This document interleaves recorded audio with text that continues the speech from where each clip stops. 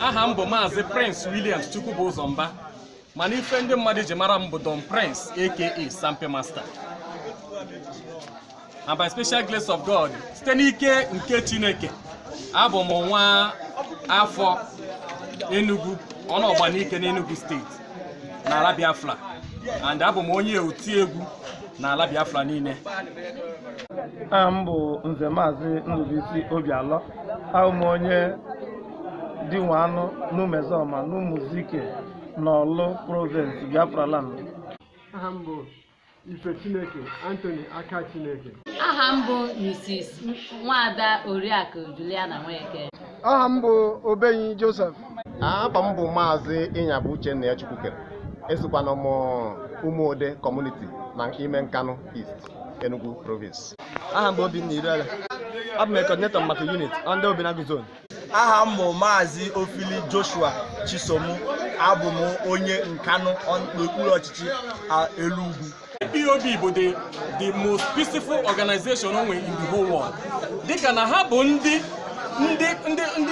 bụ ndị obi aṅụrị, ndị ji obi aṅụrị aga. Ha bụ ndị ka otu ga-esekpọ ya, ezinụlọ ji obi aṅụrị na-aga ụwa niile ma nke ọma, na ha bụrụ ndị esemokwu, ha bụrụ ndị na-emebi ihe n'obodo. Ha bụ ndị o ji udo wee mara ebe niile IPOB. Ndị IPOB ndị ji udo na-aga, jiri ịhụnanya na-aga, hụkwara eziokwu na ya dị emebi ihe. IPOB abụghị ndị na-emebi ihe, anyị bụ peaceful people in the whole world. Ebe niile ụwa sọtụrụ, anyị bụ ndị eji udo wee mara, anyị adịghị aka ọsọ gbaghara. Anyị adịghị eme ihe mmeri arụ, anyị adịghị emekwana ihe ịkwa afọ ọbara. Ihe anyị na-emebi nnabata nwanne anyị, instead anyị ga-akwa afọ ọbara ya anabata mmadụ anabata. Anyị bụ IPOB, Indigenous People of Biafra. Anyị anaghị emebi ihe. Anyị bụ ndị ji udo na-aga. Anyị bụ ndị ọ maara dịka ndị obi aṅụrị, ndị udo, ndị na-ejiro osisi, ndị na-ejiro mma. Okwu ọnụ ka anyị ji na-aga. Maka na ije anyị bụ ọnụrụbe nwanne agba n'ọsọ, ọ na-abụkwa na anyị ka ọma mmiri ọnụ ya agba ụfụ. Eji wee mara anyị bụ ọnụrụbe nwanne agba n'ọsọ. Ọ bụ ihe ndị America na-akpọ silence diplomacy. I use silence diplomacy on them. Echese ha away. Anyị agaghị eji mgbagbu yara ọgụ. Onye na-asa anyị fodo flag ji egbe, mana anyị nwa bụ sọ flag ka anyị ji. Flag anyị bụ bọmbụ wee nye ndị iro anyị, maka flag anyị na-achụ ajọ mmụọ. Biafra flag na-achụ ajọ mmụọ. Dịka ha kwuru. So otu a ka ọtụtụ n'ime ha bụkwa ndị uwe ojii ji ọnụ ha wee na-ekwupụta na Biafra flag na-achụ ajọ mmụọ. Nọ ya mere ha ji wee bịa wee fụ flag anyị wee sị ka anyị fodo ya, ka ọ hafụ ịbụ bọmbụ wee nye ọtụtụ n'ime ha. Anyị achịwa ha ọchị, mana finally anyị mechakwa ewere flag anyị kpagharịa gwakwanụ mba niile na anyị bụ gịnị? IPOB.